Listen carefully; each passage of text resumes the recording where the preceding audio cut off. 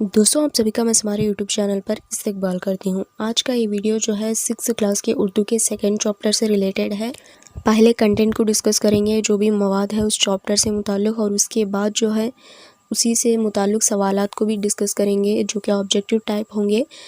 پہلے کے چیپٹر میں ہم نے فرسٹ چیپٹر کے ویڈیوز جو ہے کنٹینٹ الگ اور سوالات کی ویڈیو الگ اپلوڈ کیا تھا، لیکن ایسا نہیں ہے، اس ویڈیو میں ہی آپ کو سوالات اور کنٹینٹ پرووائڈ کروا رہے ہیں۔ پہلے چیپٹر کا کنٹینٹ کے ویڈیو کا لنک اور سوالات کی ویڈیو کا لنک جو ہے ڈسکرپشن میں منشن کیا ہے، آپ وہاں پر چیک آؤٹ کر سکتے ہیں۔ ویڈیو کو اینڈ تک ضرور سے دیکھیے گا، پسند آئے تو لائک کر دیجیے گا، زیادہ سے زیادہ شیئر کریے گا، کامنٹ کر کے بتائے گا کہ ویڈیو کیسی لگی۔ ابھی تک جس نے بھی چینل کو سبسکرائب نہیں کیا ہو، سبسکرائب کر کے بیل بٹن کو پریس کر لیجیے تاکہ ہماری جو بھی ویڈیوز ہیں اس کی نوٹیفیکیشنز آپ کو ملتی رہیں۔ چلیے پھر ویڈیو کو شروع کرتے ہیں، لیٹس گیٹ اسٹارٹڈ۔ دوسرے سبق کا نام یہ رہا محسن انسانیت صلی اللہ علیہ وسلم۔ تو اس سبق کا نام آ کر محسن انسانیت صلی اللہ علیہ وسلم ہے، اور اس کا موضوع آ کر اخلاق و سیرت ہے۔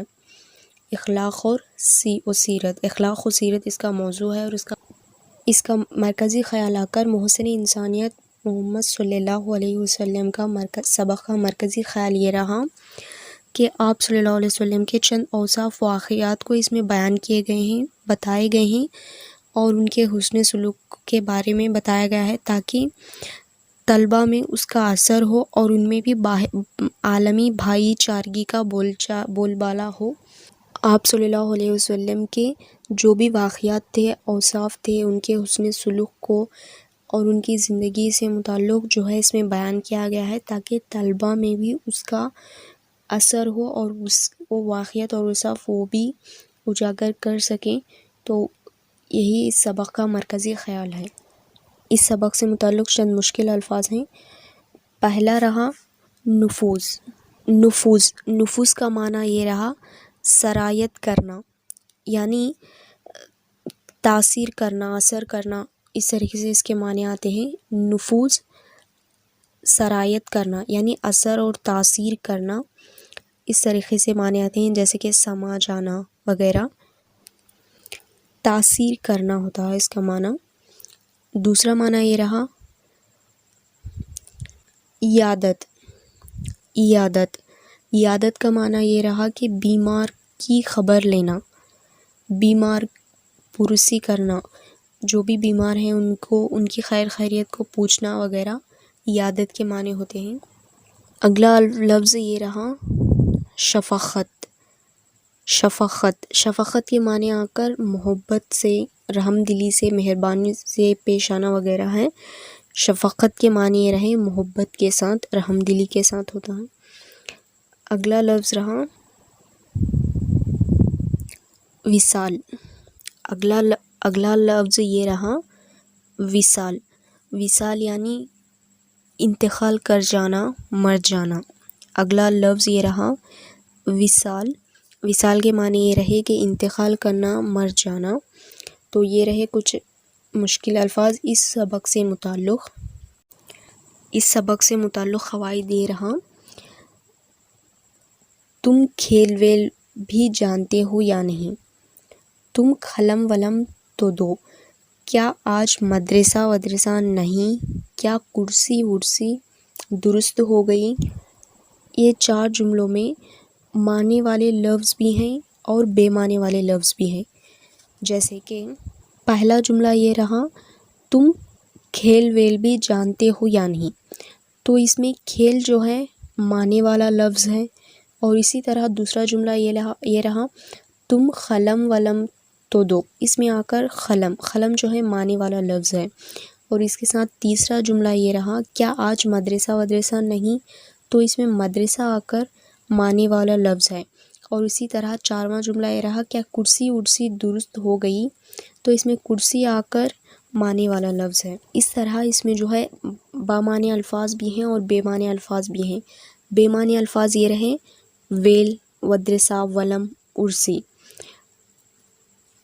بامعنی اور بے معنی الفاظ کسے کہتے ہیں؟ بامعنی الفاظ کو کلمہ کہتے ہیں، جبکہ بے معنی الفاظ کو معامل کہتے ہیں۔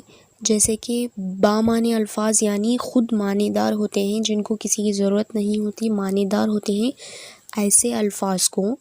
ایسے بامعنی الفاظ کو کلمہ کہتے ہیں، جبکہ بے معنی الفاظ جو کہ معنی دار نہیں ہوتے، معنی خیز ہوتے ہیں، ایسے الفاظ کو کہتے ہیں محمل۔ بامعنی الفاظ کو کہتے ہیں کلمہ اور بے معنی الفاظ کو کہتے ہیں محمل۔ اور اسی طرح خدا نے انسان کو علم کی دولت سے سرفراز کیا، یہ جملہ جو ہے 10 کلموں پر مشتمل ہے، جیسے خدا، انسان، علم، دولت، سرفراز اور نیکو کی سے کیا۔ تو اس طرح 10 کلموں پر مشتمل جملہ ہے یہ۔ اس میں خدا، انسان، علم، دولت، سرفراز 5 کلمے ہیں جو بامعنی ہیں، 5 کلمے ایسے ہیں جو کہ بامعنی ہیں۔ ایسے الفاظ جو اپنی معنی آپ دیتے ہیں اس کو کہتے ہیں مستقل کلمہ، اپنی معنی آپ دینے والے الفاظ کلموں کو کہتے ہیں مستقل کلمہ۔ اور جو بقیہ بازو میں ہیں نے، کو، کی، سے، کیا، یہ آ کر دوسرے الفاظ سے مل کر معنی دیتے ہیں، تو اس کو کہتے ہیں غیر مستقل کلمہ۔ اس طرح کلمے جو ہے 2 طرح کے ہوتے ہیں، ایک مستقل کلمہ اور دوسرا آ کر غیر مستقل کلمہ۔ جو خود اپنے آپ معنی دیتے ہیں اس کو مستقل کلمہ کہتے ہیں، اور جو دوسروں کے ساتھ مل کر، دوسرے الفاظ کے ساتھ مل کر معنی دیتے ہیں اس کو کہتے ہیں غیر مستقل کلمہ۔ یہ رہے معروضی سوالات جو کہ اس سبق سے متعلق کوئی 3 یا 4 ہیں۔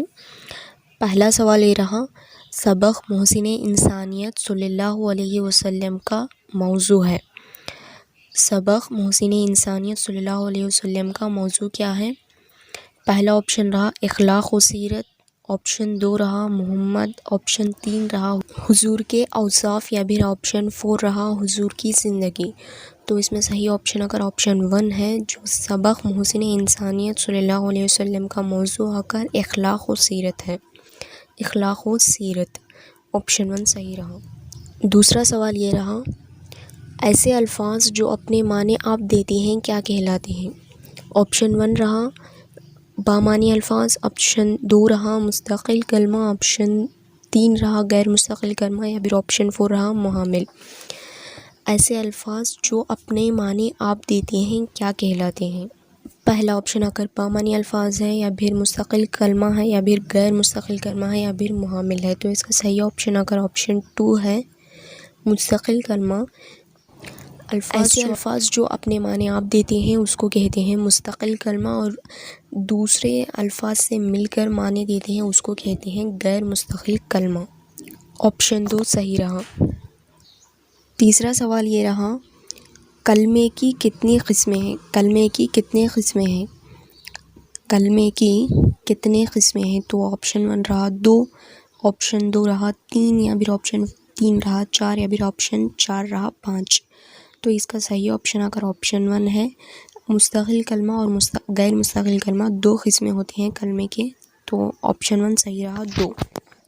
اگلا سوال یہ رہا چوتھا، لفظ نفوذ کا معنی کیا ہے؟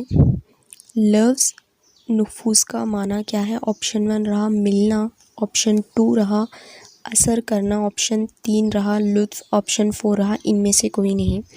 تو لفظ نفوذ کا معنی یہ رہا اثر کرنا، آپشن 2 اس کا صحیح آپشن رہا، جو کہ تاثیر کرنے کے معنی بھی آتے ہیں، تو اس کا صحیح آپشن اگر آپشن 2 ہے اثر کرنا، نفوذ کا معنی رہا اثر کرنا۔ اگلا سوال رہا آخری سوال، حضور کی تعریف میں کہی جانے والی نظم کو کیا کہتے ہیں؟ حضور کی تعریف میں کہی جانے والی نظم کو کہتے ہیں۔ آپشن 1 رہا غزل، آپشن 2 رہا مثنوی، آپشن 3 رہا حمد، یا پھر آپشن 4 رہا نعت۔ تو اس کا صحیح آپشن اگر آپشن 4 ہے نعت، حضور کی تعریف میں کہی جانے والی نظم کو نعت کہتے ہیں، آپشن 4 اس کا صحیح رہا۔ اور وہی اللہ کی شان میں لکھی جانے والی نظم کو کہتے ہیں حمد، اور حضور کی تعریف میں کہی جانے والی نظم کو کہتے ہیں نعت، آپشن 4 صحیح رہا۔ دوستوں یہ رہا آج کا ویڈیو جو کہ 6th کلاس کے اردو کے 2nd چیپٹر سے ریلیٹڈ تھا۔